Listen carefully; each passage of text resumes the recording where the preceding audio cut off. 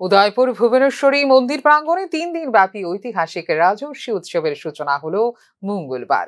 এই উৎসব উপলক্ষে বুধবার দ্বিতীয় দিনেও মন্দির প্রাঙ্গণে বিভিন্ন সাংস্কৃতিক অনুষ্ঠানের আয়োজন করা হয়েছে।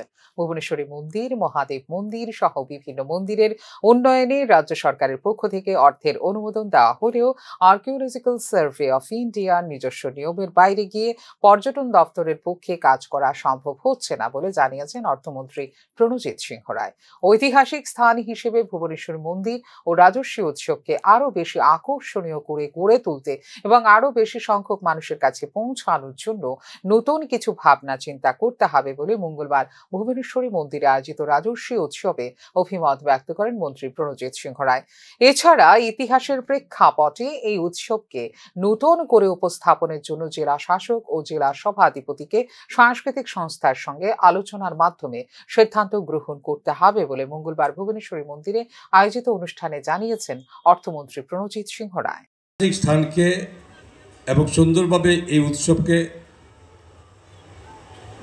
যদি আরো বেশি আকর্ষণীয় বা আরো মানুষের কাছে পৌঁছাতে হয়, এটার সময় নতুনভাবে কিছু ভাবনা চিন্তা করতে হবে। কেমন যেন মনে হয় এই ইতিহাসের সঙ্গে যুক্ত হওয়া এই উৎসব আরো বেশি করে আরো বেশি ব্যবস্থাপনার মাধ্যমে এবং লোক সমাগম মাধ্যমে এটা করার জন্য এখানে ডিস্ট্রিক্ট এডিএম আছে, সভাধিপতি আছে, যাদের মূলত এই দায়িত্বের মধ্যে সরাসরি তাদেরই পড়ে।